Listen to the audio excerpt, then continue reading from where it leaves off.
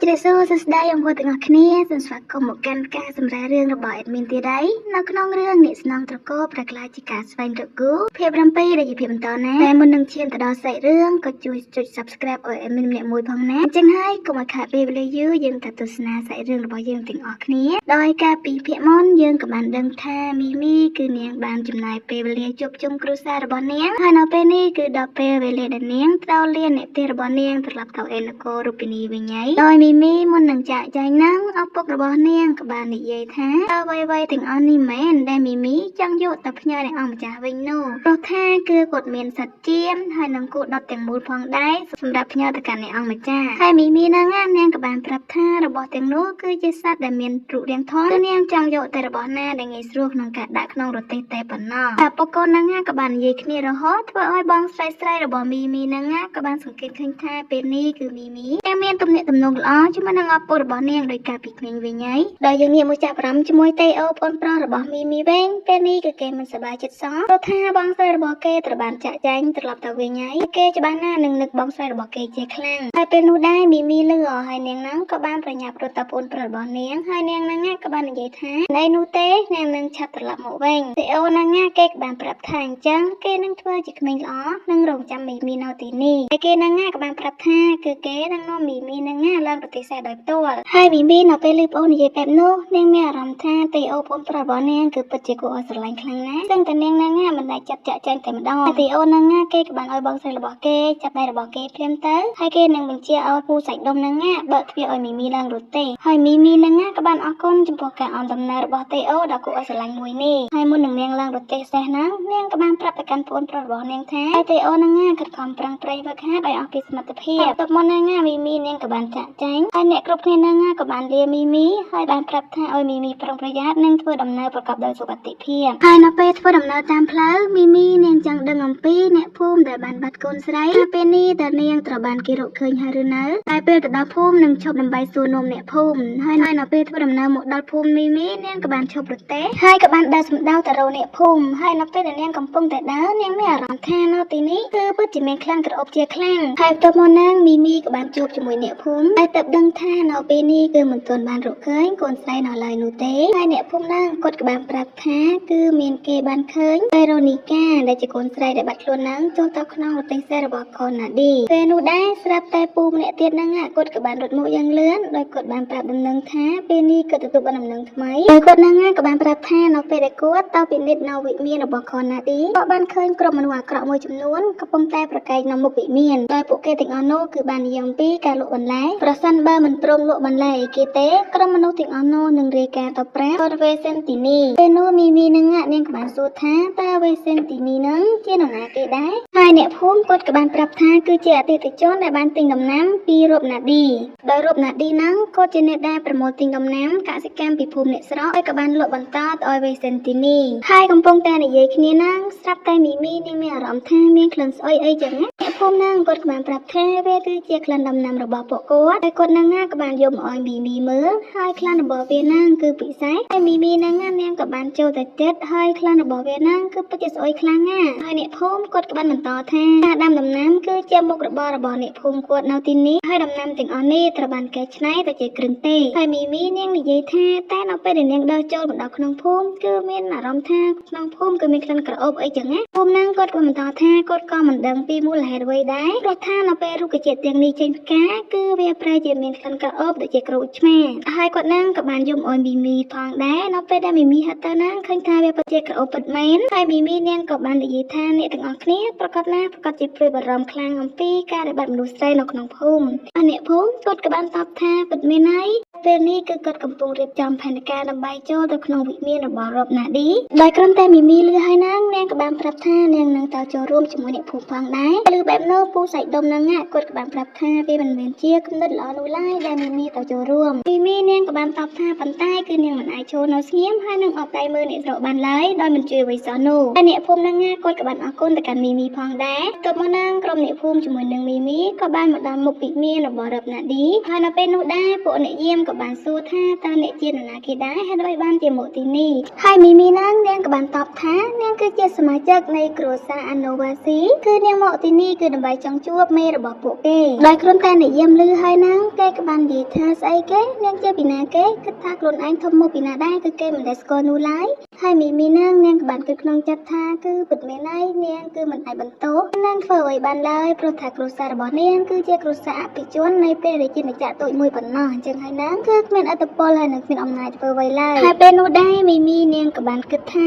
ប្រសិនបើចូលតាមទ្វារមុខមិនបាននោះទេនាងនឹងទៅតាមទ្វារក្រោយម្ដងហើយមីមីនាងក៏បានយកកែវយឺតដើម្បីពិនិត្យមើលទៅមកនាងមីមីនាងក៏បានប្រាប់ឲ្យអ្នកភូមិធ្វើសកម្មភាពដើម្បីឲ្យអ្នកយាមនាងចរាចរនៅខាងក្រោមហើយនាងនឹងឡើងទៅលើហើយបន្ទាប់មកនាងមីមីនាងក៏បានឡើងលើដើមឈើហើយក៏បានហក់ចូលទៅក្នុងផ្ទះហើយនៅពេលដែលដល់ខាងក្នុងនាងគឺស្រាប់តែបានជួបជាមួយនឹងមនុស្សចាស់ម្នាក់ដែលគាត់នាងកំពុងតែដេកប៉ាក់អីចឹងណាតែគាត់នាងគឺមិនបានចាប់អារម្មណ៍ជាមួយនឹងមីមីនោះឡើយហើយមីមីនាងក៏បានសរសេរចូលទៅក្នុងបន្តទៀតមីមីរបស់យើងនាងក៏ភ្ញាក់ផ្អើលផងដែរហ្នឹងណានាងស្មានតែគ្មានមនុស្សនៅមានណាគឺប៉ាក់អញ្ចឹងសឹងទាំងបេះដូងហ្មងហើយបន្ទាប់មកនាងក៏បានដើរចូលសម្ដៅទៅមុខទៀតហើយក៏បានឃើញនិយាមពីរនាក់ទៀតចំណែកខាងក្រោមវិញគឺមាននិយាមម្នាក់ផងដែរហើយស្របពេលនោះដែរស្រាប់តែនិយាមគាត់ក៏បាននិយាយថាមេរបស់ពួកគេរបណាឌីហ្នឹងគឺបានទៅប្រជុំនៅរាជធានីអស់រយៈពេល2ខែហើយគឺពិតជាអូនបន្លាយពេលខ្លាំងមែនទែនហើយមីមីនាងក៏បានគិតថាបើរបណាឌីអត់បាននៅទីនេះផងរយៈពេល2ខែមកអី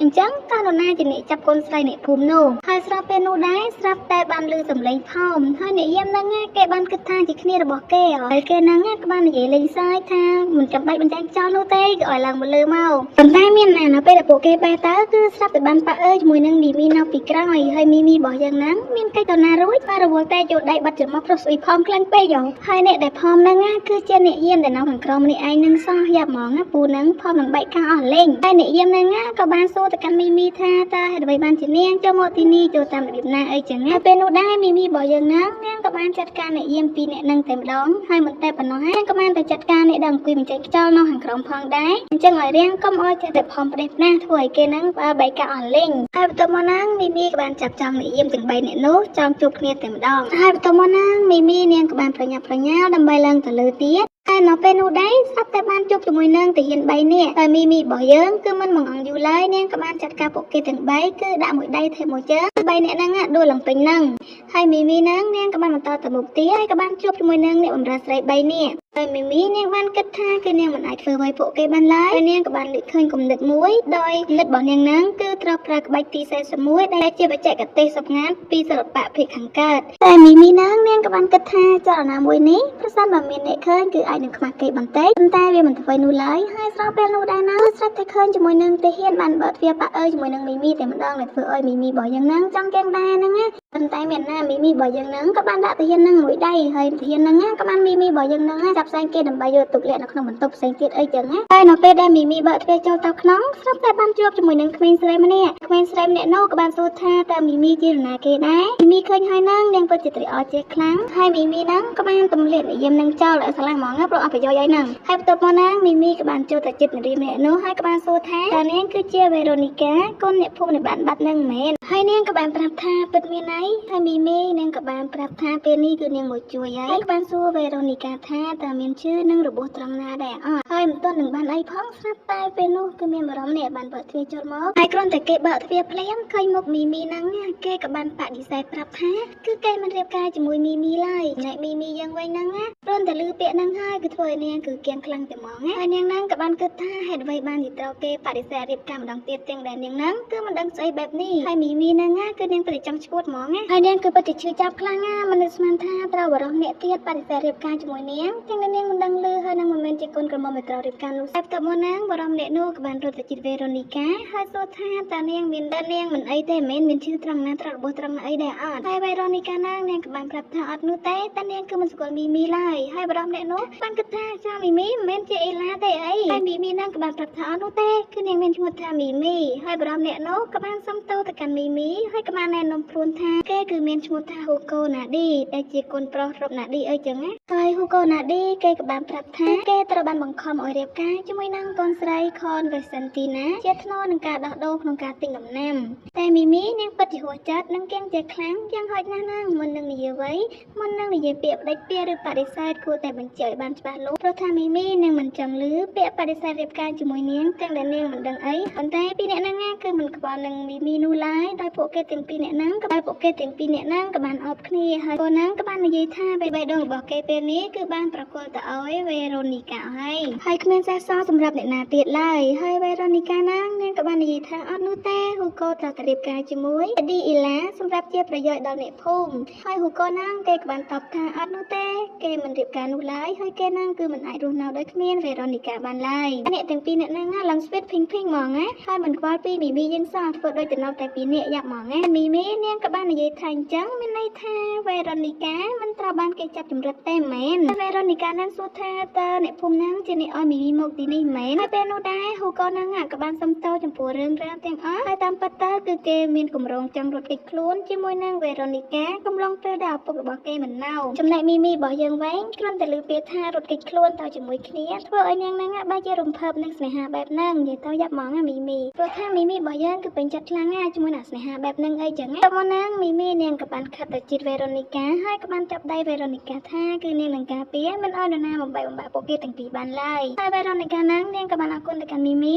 ហើយបន្ទាប់មកណាមីមីនាងក៏បាននាំពួកគេទាំងពីរអ្នកហ្នឹងចេញមកក្រៅហើយបន្ទាប់មកណាវេរ៉ូនីកានាងក៏បានទៅសុំទោសអ្នកភូមិដែលធ្វើឲ្យអ្នកគ្រប់គ្នាព្រួយបារម្ភចំណែកឯពូសាច់ដុំវិញហើយក៏រីករាយផងដែរដែលមីមីមានសុខភាពត្រឡប់មកវិញបន្ទាប់មកណាស្រាប់តែមានអ្នកយាមម្នាក់បានរត់មកយ៉ាងលឿនហើយក៏បានប្រាប់ទៅកាន់ហ៊ូកូថាពេលនេះគឺឃ្លាំងត្រូវបានគេវាយប្រហារហើយគ្រាន់តែឮហើយហ្នឹងហ៊ូកូក៏ដឹងហើយថាជានរណានោះព្រោះថាក្រុមទាំងនោះគឺតែងតែអុកឡុកដូចជារដងអញ្ចឹងហើយក្រុមដែលពួកគេនិយាយនោះគឺជាក្រុមចោរនឹងឯងហើយក្រុមចោរទាំងអស់នោះគេបានប្រមូលរបស់របរជាច្រើននៅក្នុងឃ្លាំងដើម្បីយកទៅលក់ឲ្យខនបេសិនទីនីហើយគេហ្នឹងដឹងច្បាស់ថានឹងទទួលបានប្រាក់ចំណូលដែលខ្ពស់ហើយក៏បានប្រាប់ឲ្យហ៊ូកូហ្នឹងប្រកល់អ្វីទាំងអស់ដែលមានឲ្យគេអស់មកតែងាកទៅចាប់អារម្មណ៍ជាមួយនឹងមីមីវិញនាងបានប្រាប់ថាមិនឲ្យហ៊ូកូប្រកល់ដំណាំដែលមានតម្លៃទាំងអស់នោះឲ្យទៅគេឡើយគ្រាន់តែក្រុមចោរលឺហើយហ្នឹងណាគេក៏បានងាកទៅក្រោយឃើញថាជាមីមីពួកគេហ្នឹងក៏បានភ្ញាក់ផ្អើលផងដែរព្រោះថាមីមីរបស់យើងហ្នឹងណានឹងធ្លាប់បានពេលគេម្ដងរត់ម្នាក់គ្មានងាកក្រោយអញ្ចឹងហើយគឺម្នាក់ហ្នឹងគឺភ្ញាក់ផ្អើលគ្នាជាមួយនឹងវត្តមានរបស់មីមីហើយក្រុមចោរហ្នឹងក៏បានសួរថាតើនាងជាណាគេពូសាច់ដុំពីរនាក់ហ្នឹងក៏បានប្រាប់ថាពួកឯងស្ងាត់ហើយចាំស្ដាប់ឲ្យច្បាស់នាង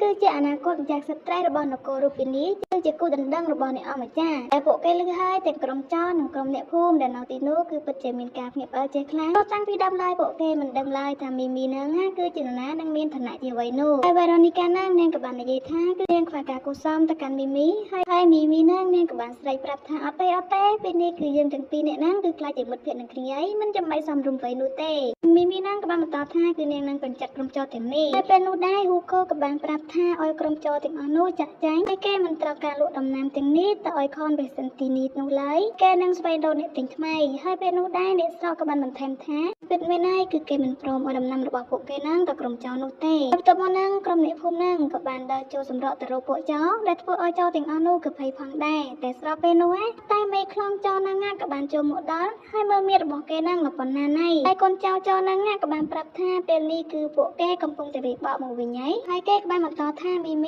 ីគឺជាសត្រូវដែលបានវាយប្រហារគេកាលពីពេលមុនចោរនោះក៏បានដើរសម្ដៅទៅកាន់មីមីហើយនិយាយថាគេបានលើកតាមរយៈកូនចៅរបស់គេហ្នឹងហើយគេមិននឹកស្មានថាមីមីហ្នឹងជាក្មេងស្រីតូចមួយប៉ុណ្ណឹងសោះហើយពេលនោះដែរអ្នកភូមិហ្នឹងគាត់ក៏បានតបថាមីមីគឺជាព្រះនាងនៃនគររូបិនីហេតុអ្វីបានជាចោរហ្នឹងខ្វះការគួរសមមកកាន់មីមីបែបនេះហើយគាត់ហ្នឹងក៏បានរត់សម្ដៅទៅរកចោរនោះភ្លាមនោះដែរចោរហ្នឹងក៏បានចាប់គាត់ជាប់ហើយក៏បានដាក់គាត់មួយដៃចំកណ្ដាលពោះផងដែរហើយចោរហ្នឹងក៏បាននាំគាត់ចេញទៅក្រៅមេចោរហ្នឹងក៏បានប្រាប់ថាបើចង់ឲ្យគេនៅរស់គឺគេចេញឲ្យឆ្ងាយពីផ្លូវរបស់គេកុំនៅរៀងគេអីចឹងណាហើយស្រាប់ពេលនោះដែរតាហ៊ាននៅនគររូបិនីក៏បានចូលមកដល់ធ្វើឲ្យចោរទាំងអស់នោះគឺពិតជាភ្ញាក់ផ្អើលជាខ្លាំងដោយឃើញថាចោរនោះភ្លេចខ្លួនមីមីនាងក៏បានដាល់ចោរនោះមួយដៃចំកណ្ដាលមកហើយមីមីនាងក៏បានរត់ទៅកាន់អ្នកភូមិហើយសួរថាតើអ្នកភូមិមិនអីទេមែនគាត់បានប្រាប់ថាអីនោះទេហើយគាត់ក៏បានអរ គុណទៅកាន់មីមីផងដែរហើយបន្ទាប់មកនាងមីមីនាងក៏បានទៅអរគុណទាហានដែលមកពីនគររូបនេះដែលបានមកជួយនាងទាន់ពេលហើយទាហានហ្នឹងគាត់ក៏បានប្រាប់ថាគឺគាត់មិនបានមកម្នាក់ឯងនោះទេ